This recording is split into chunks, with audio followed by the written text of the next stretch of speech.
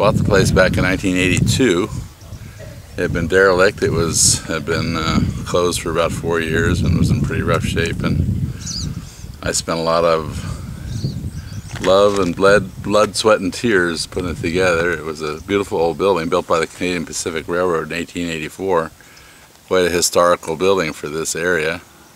The Canadian Pacific Railroad goes by right in front, and that of course is very important in the history of Canada, the Canadian Pacific Railroad, because in the 1880s when it was built, Manitoba and British Columbia were part of Canada, but the land that is now Alberta and Saskatchewan was kind of up for grabs, and the Americans were expanding very rapidly northward and westward after the Civil War, and Canada wanted to establish a link between Manitoba and British Columbia in order to have sovereignty over the land that eventually became Alberta and Saskatchewan. So it became quite urgent that they build this railroad, the Canadian Pacific Railroad, which went by right in front here, and they built this little hotel at the same time. Now it's quite possible some of the original investors, Van Horn, some of the original instigators of the Canadian Pacific Railroad, I'm sure, came and stayed at this little hotel during the building of the Canadian Pacific Railroad. There were at one time a fair number of the small hotels, but most of them are all gone now.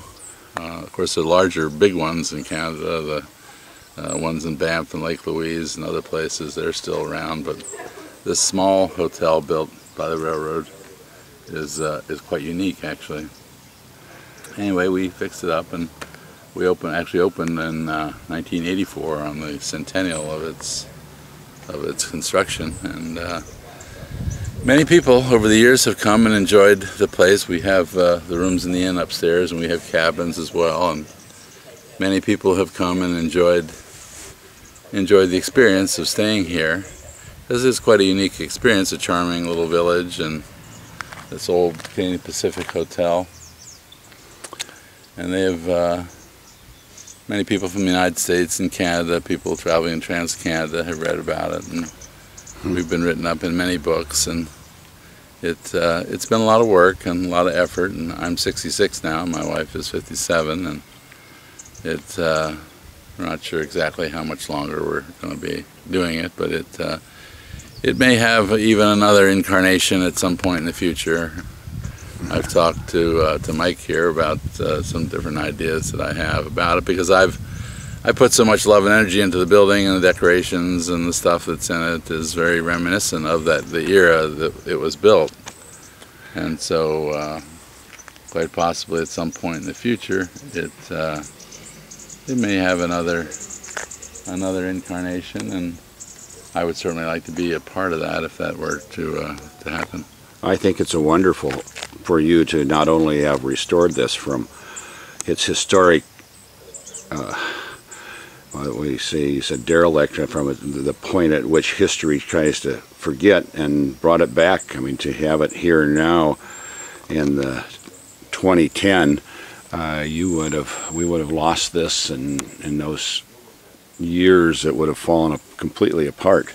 Now, when you came here to Rossport, were you here because this inn was for sale, or were you? Yeah, no, I was actually traveling on a sailboat and saw the old place, and I was kind of between things, and so I love the setting and the place and the old place, and the idea of restoring it just hit me right at the right time. And of course, some of my friends down in Minnesota, they said when I bought this old hotel, and it was so derelict that I was crazy, but sometimes it takes a crazy person to see the potential in something, and I saw the potential in it and was willing to spend a lot of time, effort, and money in fixing the place up. And it's an ongoing process, though, even now, to maintain something that's an old structure and to keep it going.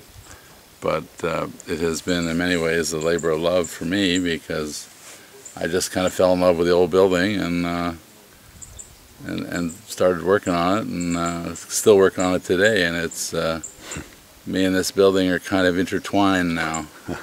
Our destinies are kind of intertwined. Now, you talked about sailing. You were sailing out here before, and yes. I know all throughout the the inn, there's a lot of pictures showing you in boats and ships and sailing. Yeah.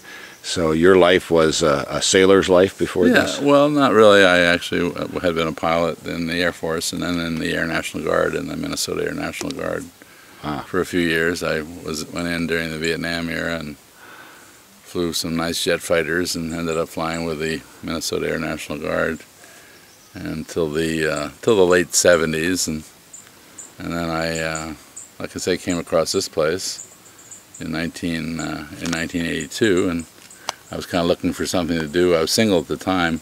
Probably if I'd been married, a wife would not let a man take on a venture like this because it demanded so much time. You literally had to take 2 years out of your life to fix something up. But people responded to it right away, and it has been a very popular destination. And well, and you've kind of brought Rossport back into tourist attention through the inn. I know that unfortunately in some ways your success has spawned a lot of competition in the area, but the fact is Rossport, I think, owes you and the inn a great debt for bringing attention to this as a wonderful place to be.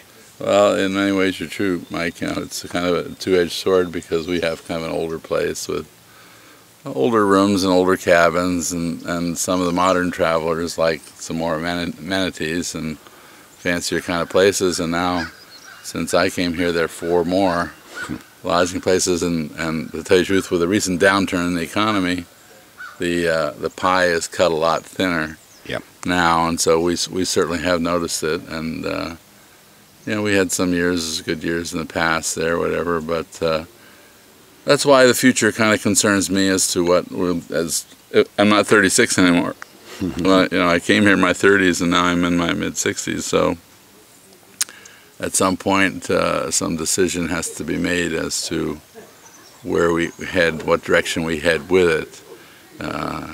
And like I say, there might be some incarnation, maybe possibly some kind of, as we spoke earlier, maybe some sort of Lake Superior Studies program.